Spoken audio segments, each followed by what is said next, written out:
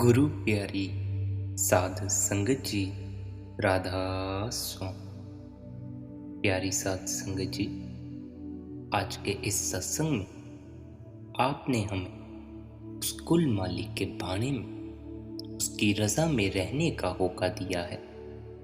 आप कहते हैं जीव इस बात पर विश्वास नहीं करता कि जो कुछ हो रहा है उस परमात्मा के हुक्म से हो रहा है, और जो कुछ हो चुका है उस परमात्मा के हुक्म से हुआ है, और जो कुछ होने वाला है वह भी उस परमात्मा के हुक्म से होगा। मगर जीव इस बात पर विश्वास नहीं करता। वह सोचता है करने वाला वह है। वह अपने आप को कर्ता मान बैठा है।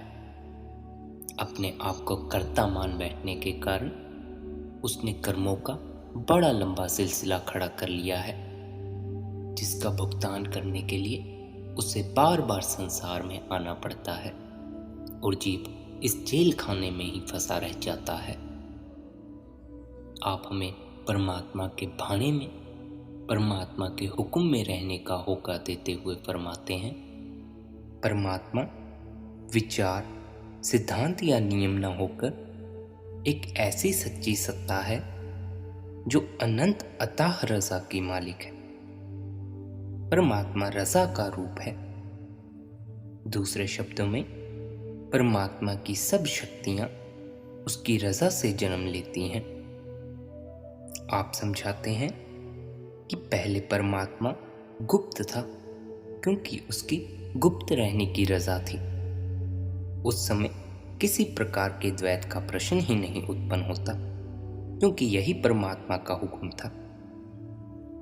जब उस परमेश्वर का हुक्म हुआ कि गुप्त से प्रकट और एक से अनेक हो, तो अनंत अनेकता और विरोधता से परिपूर्ण रचना भी पैदा हो गई, और इससे ईश्वरीय रजा के अनुसार चलाने वाले नियम भी प्रकट हो गए। पूर्ण अद्वैत का कारण भी प्रभु की इच्छा थी, और अनंत अनेकता का कारण भी उसकी इच्छा है। प्रभु के गुप्त रहने का कारण उसकी रजा थी, और प्रकट होने का कारण भी उसकी मौज है। पूर्ण संतों ने हर प्रकार की दार्शनिक पहेलियों, विरोधों और विरोधाभासों का हल परमात्मा की रजा में ढूंढा है। जो कुछ हो रहा है परमात्मा की रजा के अनुसार हो रहा है। रचना का कारण रचनाकार की रजा है। रचना के नियम रचनाकार की रजा से अस्तित्व में आए हैं, पर रचना और इसके नियम रचनाकार पर लागू नहीं है। जब तक परमात्मा चाहता है रचना चलती है। वह जब चाहता है रचना को अपने अंदर समा लेता है। आप कहते हैं कर्ता पुरुष रची गई सृष्टि के अधीन नहीं है। सूफी संतों ने संकेत किया है कि ईश्वरीय रजा ईश्वरीय नियम को भी टाल सकती है। ऐसे प्रसंगों का असली भाव यही है कि परमात्मा द्वारा रचे गए नियम परमात्मा की रजा के अधीन हैं। रचना और इसके नियमों के वर्तमान रूप का कारण परमात्मा की रजा है। परमात्मा जब चाहे नई रचना और नए नियमों का निर्माण कर सकता है। आगे आप कहते हैं जिस परमात्मा ने जगत और जीव की रचना की है, उसने जीव को एक विशेष हुक्म भी दिया है। उस हुक्म का पालन करना ही परमात्मा की रजा मानना है। वह हुक्म है कि जीव सद्गुरु द्वारा नाम से लिप जोड़े। परमात्मा ने जीव को तन और मन से नाम जपने का हुक्म धुर से लिखकर भेजा है। परमात्मा द्वारा जगत के रचे जाने और जीव को यहाँ भेजे जाने का एकमात्र उद्देश्य यह है कि जीव नाम से लिप जोड़कर मलिन से निर्मल, अधूरे से पूरा, निर्बल से बलवान, अज्ञानी से ज्ञानी और दुखी से सुखी हो जाए। उस कर्ता की वास्तविक इच्छा, उसकी सच्ची रजा यह है कि जीव नाम की डोर पकड़कर मृत्यु लोक से वापिस सतलोक पहुंच जाए और मोह तथा माया की अधूरी परिवर्तनशील और नश्वर रचना से मुक्त होकर सदा के लिए पूर्ण आनंद के अनादि धाम का निवासी बन जाए। आप कहते हैं द्वैत और दुख, परिवर्तन और दुख, मौत और दुख समानार्थक हैं। जब तक जीव इस द्वैतपूर्ण जगत की अनेकता का भाग है, वह कभी सच्चा सुख, सच्ची शांति का अधिकारी नहीं बन सकता। पर जिस द्वैत, नश्वर और दुख भरी रचना में उस कर्ता पुरुष ने जीव को भेजा है, उसने अपनी रजा से उनमें नाम रूपी अमृत भी रखा है। हालांकि जीव रचना के भंवर में फंसा हुआ है, लेकिन वह अंतर में नाम से लिप जोड़कर इसके घातक प्रभावों से बच सकता है। जब वह चेतन होकर साहस करके अपने आप को नाम में लीन कर देता है, तो रचना से मुक्त होकर रचनाकार में समा जाता है और रचनाकार की भांति शक्ति, सुंदरता, ज्ञान, प्रेम और आनंद का रूप हो जाता है। इसलिए परमात्मा का एकमात्र हुक्म नाम से लिप जोड़ना है। गुरु अर्जुन देव जी फरमाते हैं कि लोक और परलोक को संवारने का एकमात्र साधन अपनी लिप को नाम से जोड़ना है और यही परमात्मा के हुक्म की पहचान है।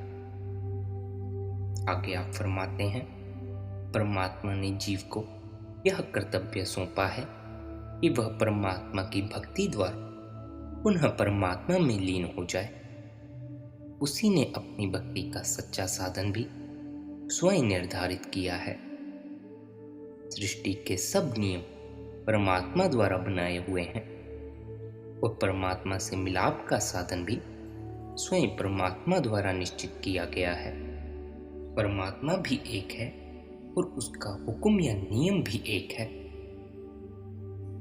जब तक दान पुण्य, तीर्थ व्रत, कान फड़वाना, बबूत रमाना, हठ मार, कर्म मार, सिद्धों के 84 आसन, कर्म कांड का पालन आदि सभी साधन मनुष्यों द्वारा निर्धारित किए गए हैं, ना कि परमात्मा द्वारा।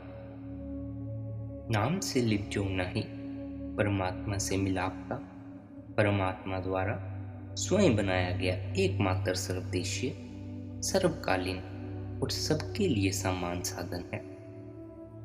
अपनी लिप अंतर में नाम की धुन से जोड़ना परमात्मा के हुक्म के अनुसार भक्ति करना है, जबकि अन्य किसी साधन में प्रवृत्त होना परमात्मा के हुक्म का उल्लंघन करना है। शब्द से लिप जोड़ना, नाम से लिप जोड़ना ही हुक्म की पहचान है। हुक्म और शब्द एक ही सिक्के के दो पहलू हैं। हुक्म शक्ति की युक्ति और युक्ति की शक्ति का सूचक है। परमात्मा की ओर से हुक्म संसार की रचना और संचालन करने वाली शक्ति है और वह ऐसी विधि या युक्ति है जिसके द्वारा जीवात्मा प्रभु की रजा से एक सुर होकर प्रभु में अभेद हो सकती है। इसका व्यवहारिक पहलू यह है कि हुक्म मानना ही जीव को नाम की ओर खींचता है और नाम का प्रेम हुक्म मानने के भाव को बलवान करता है। जैसे जैसे हम रजा की ओर बढ़ते हैं, नाम में लीन होते जाते हैं और जितना अधिक नाम में लीन होते हैं, रजा की मूरत बनते जाते हैं। आगे आप फरमाते हैं, हम प्रतिदिन यह वाक्य सुनते हैं, तेरे भाने सर्वत का भला। निसंदेह परमात्मा से सबका भला मांगना चाहिए, पर सबका सच्चा भला उसकी रजा में आ जाने में है और रजा में आ जाने का अर्थ नाम से लिप जोड़ना है और इसी में आत्मा का कल्याण है। रजा में रहने का उत्तम भाव नाम से लिप जोड़ने से ही प्राप्त हो सकता है। नाम की कमाई के लिए रज़ा में रहना ज़रूरी है, पर रज़ा में रहना तभी मीठा लगता है जब हम नाम के रंग में रंग जाते हैं। आप फरमाते हैं, संसार में दो प्रकार के व्यक्ति हैं, गुरुमुख और मनमुख। मनमुख वे हैं जो मालिक की रज़ा की बजाय मन की मर्जी को मुख्य रखते हैं। वे मन को कुल मालिक की रज़ा के अधीन करने की बजाय कुल मालिक को अपने मन के अधीन करना चाहते हैं। पहले तो वे मालिक की भक्ति ही नहीं करते, अगर करते भी हैं तो मालिक के भाने वाले ढंग से नहीं, बल्कि अपने मन की मर्जी के अनुसार करते हैं। फिर वे भक्ति भी परमात्मा से मिलाप के लिए नहीं, बल्कि रचना के सुखों और दुनिया की मान बढ़ियाई की प्राप्ति के लिए करते हैं। वे सदा रचना के सुखों की प्राप्ति के लिए परमात्मा के सम्मुख बार बार विनती करते रहते हैं। परमात्मा के सिवाय और कुछ मांगना परमात्मा को अपने मन के अनुसार चलाने के समान है। परिणाम यह होता है कि ऐसे मनमुख प्रभु से बिछड़े रहते हैं और रचना के मोह की विकराल तरंगों में घिरे हुए सदा आवागमन के दुखों की चक्की में पिसते रहते हैं। इसके अतिरिक्त गुरुमुख अपने आप को अपने कर्ता की रजा या हुक्म के अधीन रखते हैं। गुरु साहिब का कथन है कि परमात्मा को अपना हुक्म प्रिय लगता है और हुक्म पर चलने वाले प्राणी भी प्रिय लगते हैं। यही कारण है कि हुक्म मानने वाले सच्ची दरगाह में स्वीकार होते हैं, जबकि हुक्म के विरोधी मनमुख सदा जन्म मरण के दुखदायी चक्कर में फंसे रहते हैं। आप कहते हैं, मन को अच्छी लगने वाली बात हो जाए तो हमें प्रसन्नता का अनुभव होता है। कोई बात मन की इच्छा के विपरीत हो जाए तो हम दुखी हो जाते हैं। हम परमात्मा की रजा नहीं मानना चाहते, अपने मन के अनुसार चलना चाहते हैं। मन को भाने वाली बात तो सुख का कारण बनती ही है, लेकिन मन की मर्जी के विरुद्ध होने वाली बात में भी सुख मिलना चाहिए। रजा मानने का वास्तविक अर्थ ही यह है कि मन की मर्जी के विरुद्ध कोई बात को भी परमात्मा की रजा मानकर खुशी खुशी स्वीकार कर लिया जाए। जो भक्त अपनी मर्जी को परमात्मा की रजा में लीन कर देता है, वह सहज ही दुख सुख के प्रभाव से ऊपर उठ जाता है। सूरत को परमात्मा में लीन कर चुके भक्त की असली निशानी यह है कि उसे परमात्मा की रजा में संतोष होता है। जो भक्त रजा में विचरता है, उसका मन निश्चिंत और अडोल हो जाता है। वह सहज अवस्था में पहुंच जाता है और सदा आनंद मगन रहता है। आगे आप फरमाते हैं, संत मत में सद्गुरु को परमात्मा का स्वरूप माना गया है और सद्गुरु की रजा में रहने को ही परमात्मा की रजा में रहना माना गया है। अर्थात परमात्मा स्वयं संतों के रूप में जीवों का उद्धार करता है। हम कुल मालिक को देख नहीं सकते, इसलिए उसकी रजा को भी नहीं जान सकते। अपनी हस्ती परमात्मा में लीन कर चुका सद्गुरु परमात्मा की रजा का ज्ञाता होता है। वह परमात्मा की रजा का प्रत्यक्ष रूप होता है। वास्तव में सद्गुरु ही परमात्मा की रजा को जीवात्मा तक पहुंचाने का वास्तविक साधन है। इसलिए सद्गुरु की रजा को परमात्मा की रजा समझकर स्वीकार करना आवश्यक है।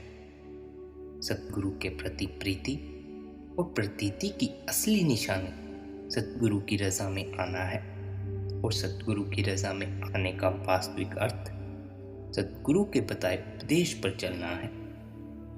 गुरु अमरदास जी संकेत करते हैं कि सद्गुरु का सच्चा शिष्य, मित्र और संबंधी वही है जो सद्गुरु के हुक्म के अनुसार सूरत को शब्द यानी नाम में लीन रखता है। वह परमात्मा में समाकर परमात्मा का रूप हो जाता है। जबकि परमात्मा से बिछड़ा मन की मर्जी करने वाला मनमुख सदा आवागमन में बंधा रहता है। सतगुरु के हुक्म के अनुसार नाम की कमाई करने वाले सेवक भव सागर से पार हो जाते हैं। उन्हें सच्ची दरगाह में पहुंचने का सच्चा मान प्राप्त होता है। ऐसे गुरुमुख अपने लोक और परलोक दोनों सफल कर लेते हैं। नाम को भुलाकर इंद्रियों के भोगों और मनमाने ढंग की भक्ति में प्रवृत्त होने वाले मनमुख 84 के भंवर में फंसे रहते हैं। हुक्म का एक और पहलू यह है कि जिस परमात्मा ने जीव को मोह माया के जगत में भेजा है, उसने जीव के जगत में विचरने के कुछ नियम भी बनाए हैं। उनमें से सबसे बड़ा कर्म और फल का नियम है। जगत कर्म और फल के नियम के अनुसार चल रहा है। आप सावधान करते हुए कहते हैं कि कर्म और फल का नियम कोई काल्पनिक कहानी नहीं, यह एक ठोस हकीकत है। जीव जो बीज बोता है वही फसल काटनी पड़ती है। जीव स्वयं अपने भाग्य, किस्मत या होने का विधाता है। स्थूल दृष्टि से देखने से संसार में लूट मार धाड़ का बाजार गर्म है और यह निर्दयता, हिंसा और स्वार्थ का नगर प्रतीत होता है। पर इसके मूल में यह नैतिक सिद्धांत काम कर रहा है कि लोग जो भी अच्छा या बुरा कर्म करते हैं वे अपने ही हक या विरोध में करते हैं। अपनी ही छुरी है और अपनी ही गर्दन है। अपने मार्ग में कांटे बोते हैं या फूल बोते हैं, इसका निर्णय हमें स्वयं ही करना है। हुक्म यह है कि भाग्य की कलम तो किए हुए कर्मों के अनुसार चलती है, पर कर्मों के नतीजे से बनने वाला भाग्य अटल है। आप कहते हैं, हालांकि सुख और दुख अपने ही कर्मों के फल हैं, पर ये फल परमात्मा की रजा या हुक्म का रूप धारण कर चुके हैं। इसलिए परमात्मा की रजा मानकर इन्हें प्रसन्नता पूर्वक भोग लेना चाहिए। प्रियतम का दिया प्रत्येक उपहार प्रिय होता है। प्रियतम से प्रेम करने का अर्थ उसके बनाए हुए नियमों से प्रेम करना है। दूसरे शब्दों में, विधाता द्वारा रचना के संचालन के लिए बनाए गए कर्म और फल के नियम की पहचान करना ही हुक्म की पहचान कर लेने का एक अंग है। इसलिए सुख और दुख में अडोल मन से हर हालत में परमात्मा के नाम से लिव जोड़ कर रखनी चाहिए। जूर महाराज जी फरमाया करते थे कि अगर कहूँ गर्मी ना आए तब भी गर्मी आएगी ही, अगर कहो सर्दी ना आए तो भी सर्दी को आना ही है। पर इनके प्रभाव से बचने का उपाय किया जा सकता है।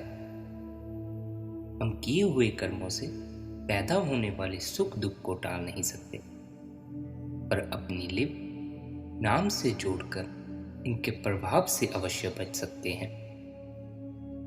जिस प्रकार गर्मी के समय हम कमरे में कूलर चला लेते हैं।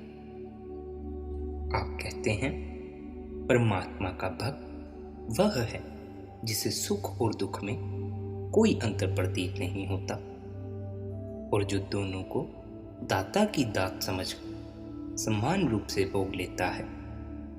परमात्मा का भक्त जानता है कि दुख, भूख और बीमारी पिछले जन्मों में किए हुए कर्मों का फल है। आत्मा कर्मों की धूल से ढकी हुई है। कर्मों की धूल उतरने से आत्मा का प्रकाश बढ़ता है। दुख, भूख और बीमारी से मन में नम्रता पैदा होती है और कुल मालिक की ओर ध्यान जाता है। परमात्मा से दूर रखने वाला सुख रोग है और आत्मा को कर्मों की मलिनता से मुक्त करके परमात्मा से मिलवाने वाले नाम की ओर प्रेरित करने वाला दुख सचमुच दवा है। आप फरमाते हैं, जीव का परमात्मा और सद्गुरु से अधिक सच्चा हितैषी और कोई नहीं है।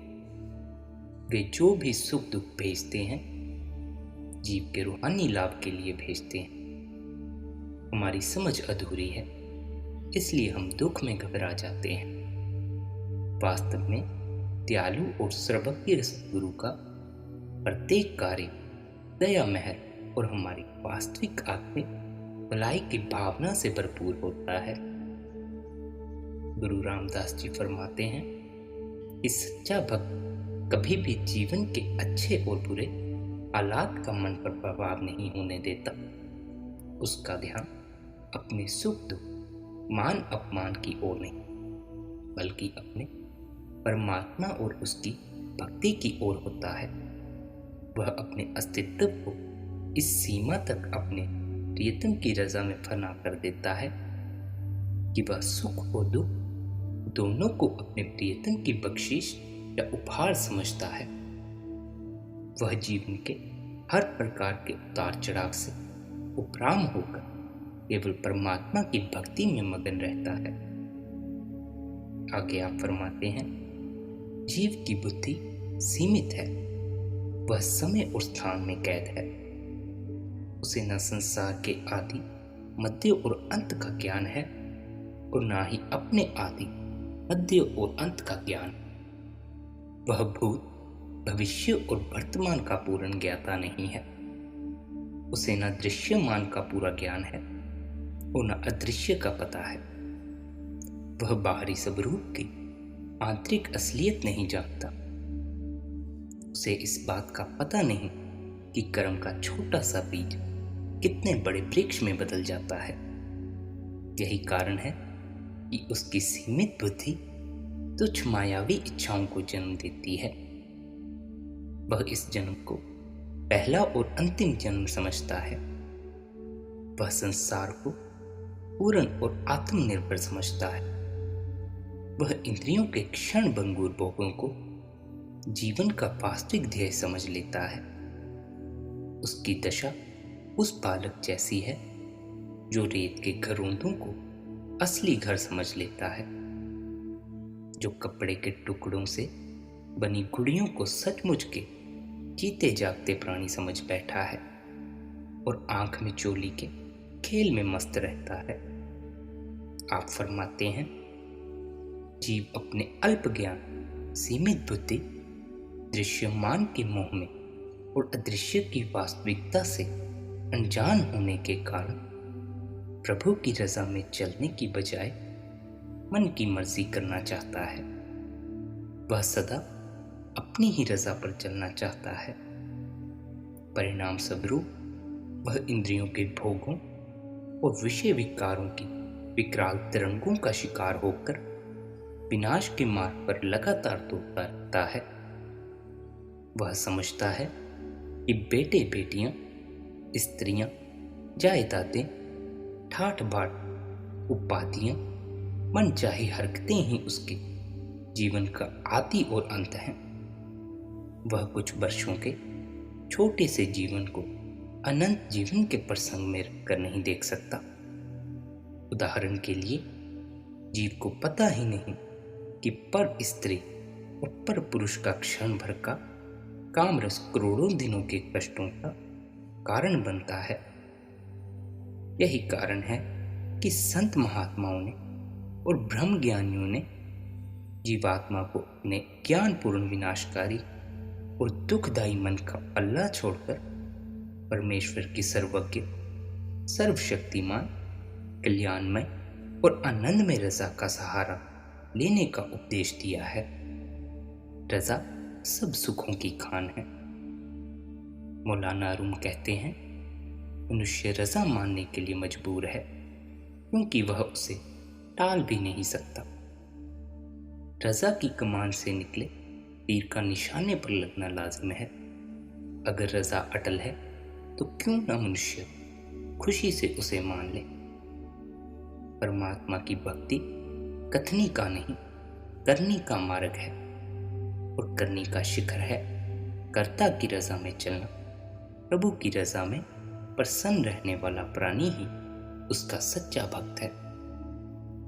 आगे आप फरमाते हैं, भौतिक, संसारिक या व्यवहारिक दृष्टि से ही नहीं बल्कि नैतिक और आध्यात्मिक दृष्टि से भी रजा मानने का अर्थ हाथ पर हाथ रखकर बैठ जाना नहीं है, बल्कि जो कुछ तुम्हें करना है परमात्मा पर विश्वास रखकर करो। सृष्टि की रचना और संचालन का आधार अगर परमात्मा की मौज है तो मनुष्य के विचार और कर्म का आधार मनुष्य की बुद्धि और मनोबल है। जहां चाह वहां रह। जीवन के जिस क्षेत्र में जिसने जो कुछ प्राप्त किया है दृढ़ संकल्प या मजबूत इरादे से किया है। मनोबल से हीन आदमी कुछ नहीं कर सकता, जबकि दृढ़ मनोबल वाला व्यक्ति कुछ भी कर गुजरता है। परमार्थ में सफलता का आधार भी दृढ़ संकल्प है। हजूर जी महाराज समझाते हैं कि मन को इंद्रियों के भोगों और विषय विकारों की ओर से मोड़कर नाम की धुन से निर्जोन कमजोर मनोबल वाले लोगों का काम नहीं, यह मजबूत मनोबल वाले संत सिपाहियों का कार्य है। आप फरमाते हैं, तत्व रूप में आत्मा परमात्मा का रूप है, इसलिए जीव में परमात्मा जैसी अडोल निश्चल इच्छा शक्ति मौजूद है, पर यह शक्ति सोई हुई है। जब आत्मा परमात्मा के शब्द या नाम से जुड़ जाती है तो उसके अंदर सोई हुई यह शक्ति जाग उठती है। फिर संसार की कोई ताकत आत्मा का मार्ग नहीं रोक सकती। जो कुछ मिलता है मनोबल को जगाकर दृढ़तापूर्वक पूरा यत्न करने से मिलता है। प्रश्न केवल इतना है कि मनुष्य अपनी रजा, इच्छा शक्ति या संकल्प को स्वार्थ में उन्नति की ओर लगाता है या इसका मुख परमार्थ में तरक्की की ओर मोड़ता है। स्वार्थ और परमार्थ में उन्नति का आधार उद्यम ही है। गुरु रामदास जी सावधान करते हुए कहते हैं, स्वार्थ में उन्नति के लिए तो सभी यत्न करते हैं, लेकिन परमार्थ में उन्नति के लिए भी पूरा यत्न करना चाहिए। इन दोनों तरह के उद्यम में से जो भी फल निकले उसे कर्ता का हुक्म या रजा मानकर खुशी खुशी स्वीकार कर लेना चाहिए और परमात्मा के सम्मुख हर क्षण विनती करनी चाहिए। आप फरमाते हैं, हुक्म के बिना पत्ता भी नहीं हिल सकता। जब आपने ऐसा फरमाया तो सवाल खड़ा हो गया कि अगर उसके हुक्म के बगैर पत्ता भी नहीं हिलता तो क्या जीव केवल कठपुतली है या इसे कुछ आजादी भी हासिल है? अगर सब कुछ परमात्मा द्वारा किया जाता है तो जीव को किए हुए कर्मों की सजा क्यों दी जाती है? जिस पर आप जवाब देते हैं, प्रभु के हुक्म के बिना पत्ता भी नहीं हिलता। इसका एक पहलू यह है कि रचना में जो कुछ हो रहा है रचनाकार की रजा के अनुसार, उसके बनाए गए विधान और नियम के अनुसार हो रहा है। कर्ता की पैदा की हुई हवा चलती है, कर्ता के पैदा किए बादल आते हैं, सृजनहार का सृजन किया सूर्य फलों व मेवों को पकाता है। हर वस्तु सीधे या परोक्ष रूप से रचनाकार और उसकी पैदा की गई शक्तियों के सहारे कार्य करती है। इसलिए कहा गया है कि उसके हुक्म के बिना पत्ता भी नहीं हिलता। आप कहते हैं, हुक्म का अर्थ परमात्मा की रजा या इच्छा है। रचे हुए जगत में दो इच्छाएं नहीं चल सकती, सर्वशक्तिमान दो नहीं हो सकते। इस जगत में केवल एक सर्वशक्तिमान की ही इच्छा या रजा चल सकती है। रचनाकार की दृष्टि से जीव को बिल्कुल कोई आजादी नहीं है। जीव न अपना करता है, न रचना का करता है, और ना ही रचना में काम कर रहे नियमों का करता है। जीव भी सृजन है और जगत भी सृजन है। आजादी सृजनहार को होती है, सृजन को नहीं। नाटक का पात्र कैसे फैसला कर सकता है कि मुझे इस प्रकार का नहीं बनना। किसी पात्र के रंगमंच पर आने और वहां से उतरने के समय का निर्णय नाटककार करता है, पात्र नहीं करता। किसी जीव को कब तक रचना का अंग बने रहना है और कब वापिस रचनाकार में जाकर समाना है, इसका फैसला परमात्मा करता है। आप कहते हैं जीव की मर्जी चलती तो ना कोई कभी रचना में आना पसंद करता और ना ही रचना में कैद रहना पसंद करता।